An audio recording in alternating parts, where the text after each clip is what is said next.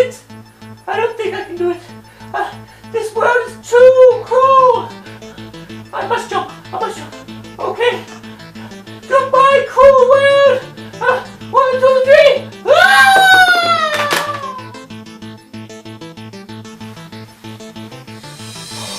This town ain't big enough for the both of us, so one of us is gonna have to leave. And it looks like it's me. Okay, goodbye, cruel world.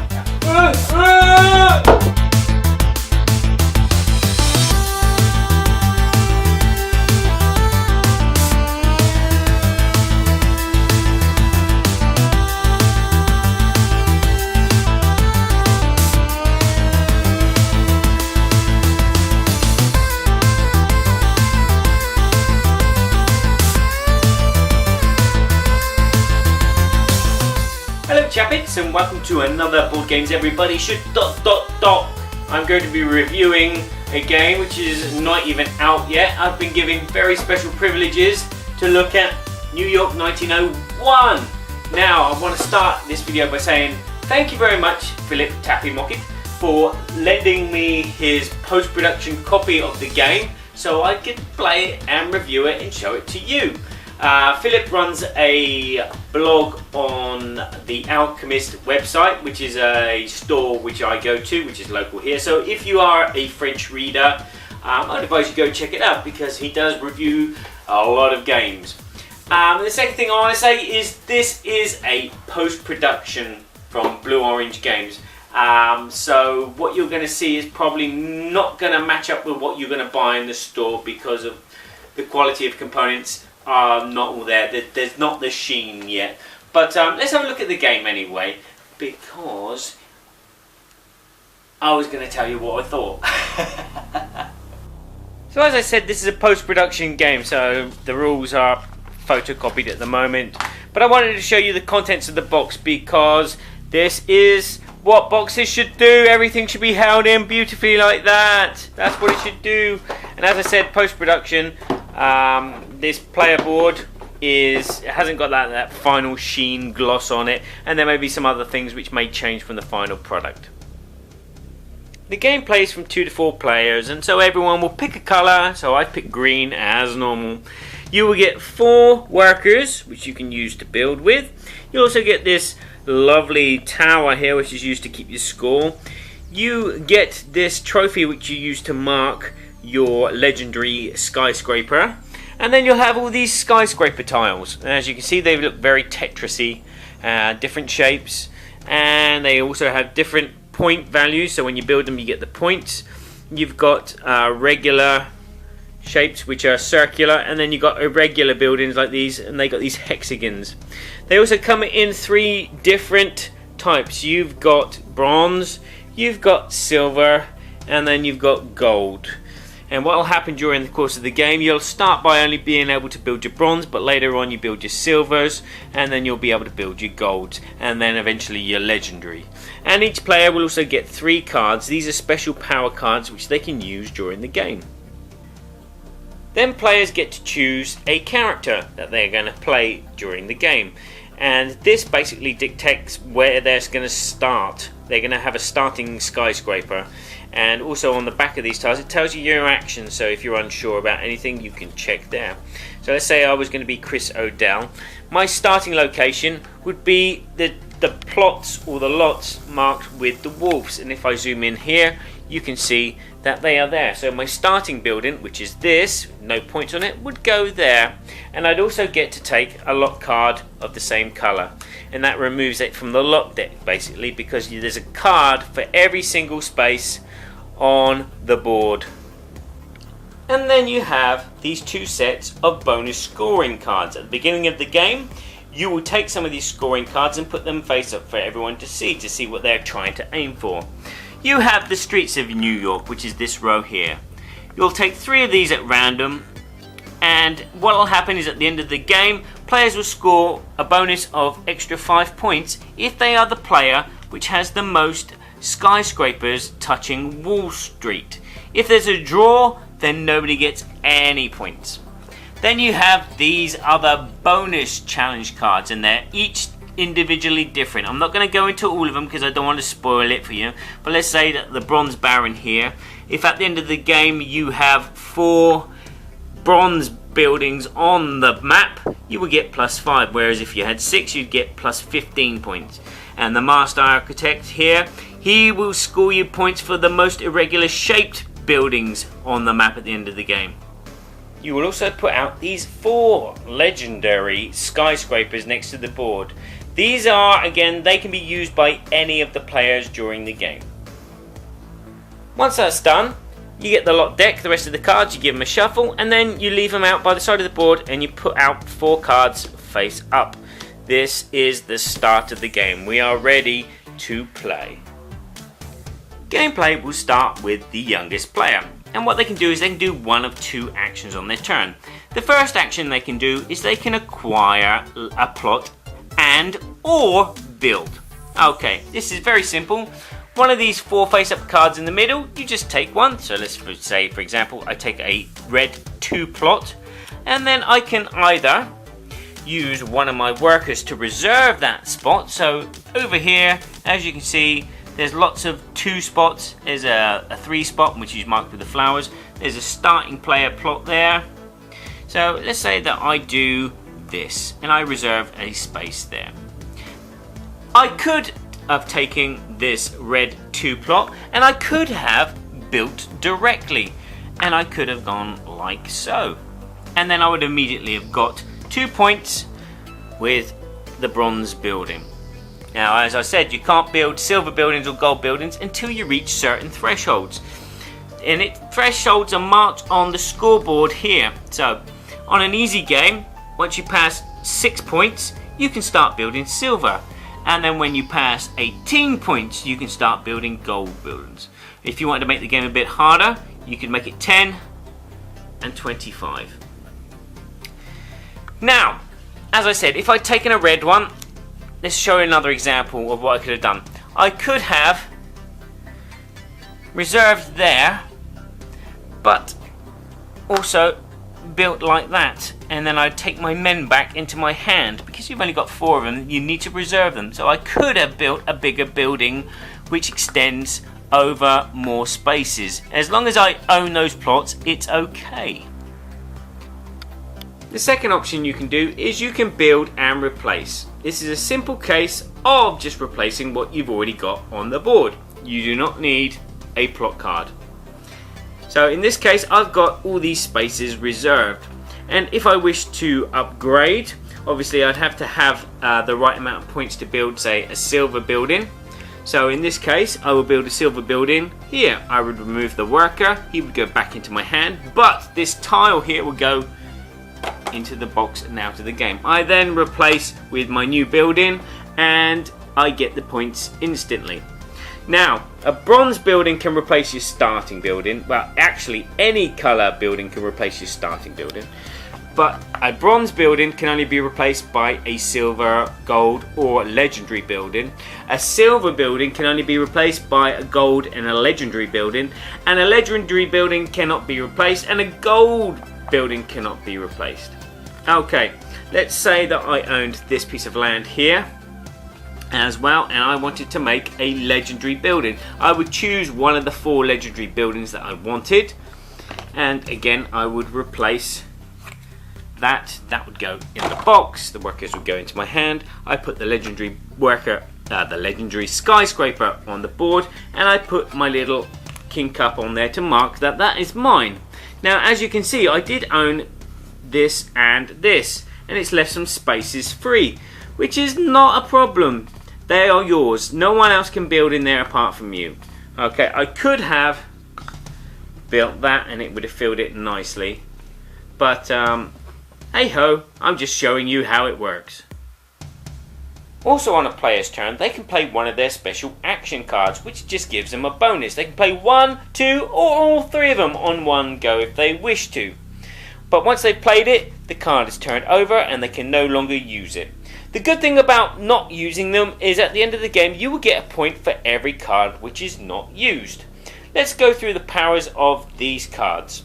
This construction boom will allow you to build another building on your turn, or you can demolish and rebuild, so you can practically build 2 skyscrapers on one go.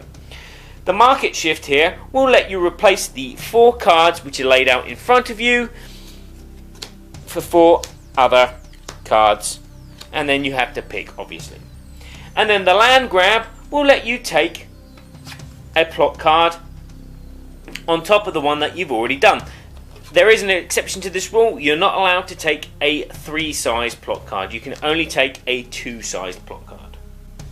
If for any reason it comes to your turn and you cannot put a worker out and you cannot build a skyscraper or even demolish one, then what you do is you will remove one of your workers from one of its locations, and then you will also go through your deck of cards that you've collected and put back your plot card back into the plot deck, and that is your turn. So you'll recuperate a worker for your next turn and hopefully put him in a better place so you can build something. The game will continue going around from player to player and will end on 2 circumstances. When there is only 3 plot cards from the pool that you can take, that will signal that the market is now closed, and what will happen is everyone will get one more turn and then the game ends. Or the game will end if one player only has 4 skyscrapers left in front of them. Once that happens, they tell everyone, and then again 1 round goes and we get to the final scoring. And at the end of the game is when the fun starts. This game is not what you'd call a point salad game. This game is more of a point pancake game. What do I mean by that?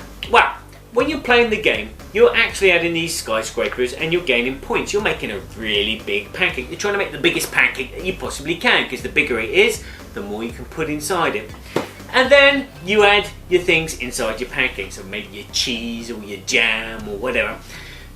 You will score points for each of the action cards you have not used. You will score points for having the most buildings attached to one of the 3 roads which is selected at the end of the game, at the beginning of the game. And then you will score bonus points on the bonus challenge as well. So there you go. The more bonus points you can get on those 3 things, the better chance you have at winning. And like what I do, this is me here, I'm always the one at the back. I'm always green and I'm always at the back. New York 1901 is a board game that everybody should be calling the next Ticket to Ride. This game has the production quality, the gameplay, it even smells like Ticket to Ride does. The first time I played it, I thought it was a Days of Wonder game, and it made me relive the first time that I played Ticket to Ride and thought, wow, here's a really great, easy game. This does exactly the same. If you was to go to a store with a friend and they were just getting into the game, you could say, do you like trains or do you like skyscrapers? Which one would you like to build? They're both that kind of level path strategy and gameplay and fun, which is wonderful. Let's start by talking about the components. Now, as I mentioned earlier, this is a post-production copy of the game, so not everything is as it should be in the final version, like the brown worker and red tiles are the same player, and there's obviously no laminated finish, it's just like a matte finish on the board. But that doesn't detract from the game at all. The game has excellent quality pieces, the little figures, the card artwork, everything is beautiful. My only problem is the scoring markers. They can get in the way and get knocked over, and then you got to rescore. It's not too much of a pain. It's quite easy to recalculate your score, but it's just recalculating your score. But anywho, everything is beautiful. They're nice chunky tiles. You'll probably arrange them in front of you, kind of like you do with your trains and Ticket to Ride. Tetris style. You're like, oh my god! Everything is beautiful.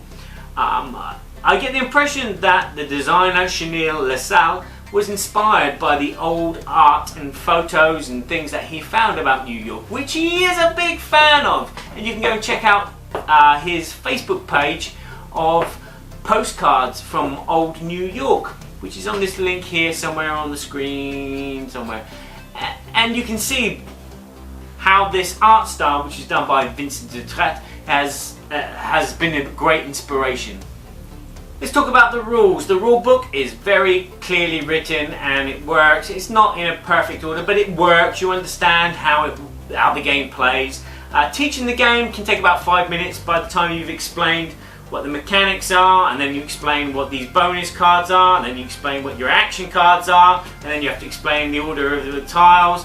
It does take a little while to sink in, but playing the game, after the first 4 rounds, everyone seems to grasp the concept of what they can and can't do and how the game works.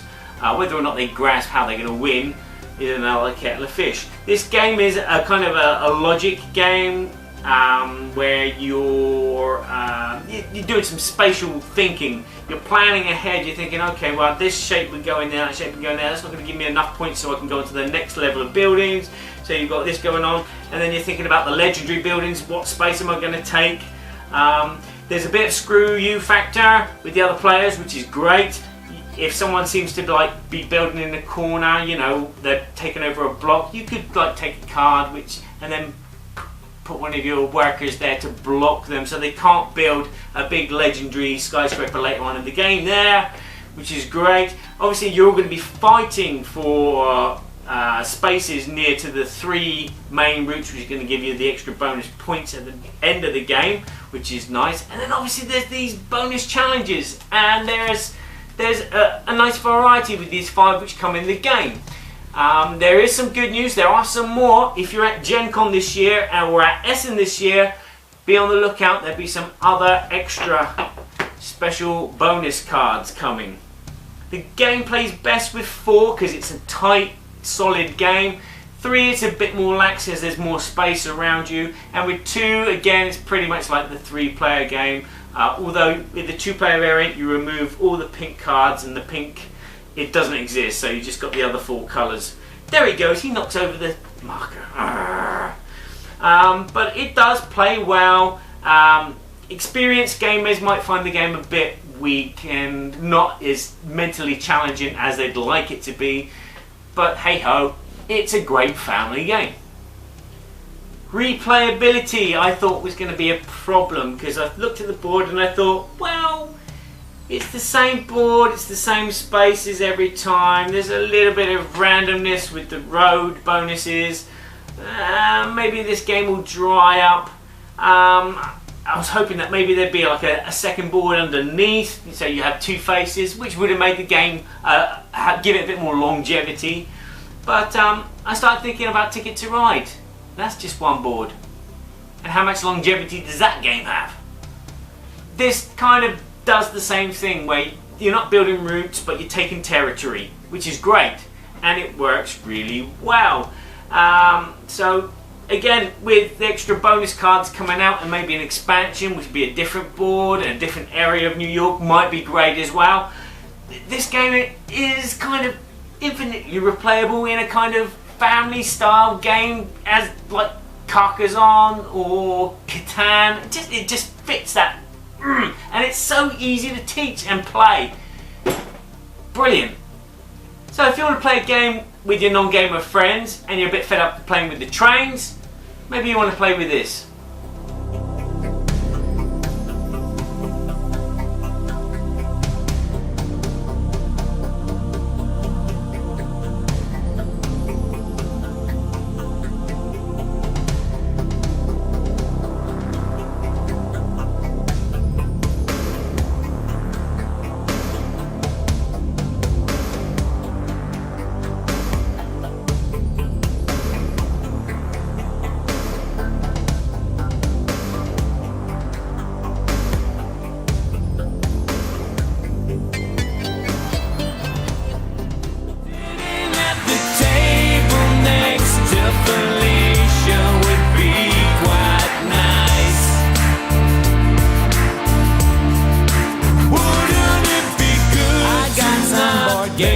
I don't know how many. Just like they do on beer and board games. Not an average dream. I got no friends. Stupid. Why Dylan has no stay solo, just me and my tail. Why is it when I say I like board games, people look at me all skewed?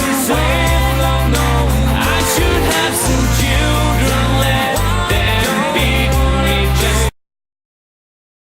The game also comes with 5 something or other and 5 something or other. I might as well take the English rules with me, it's easier, isn't it?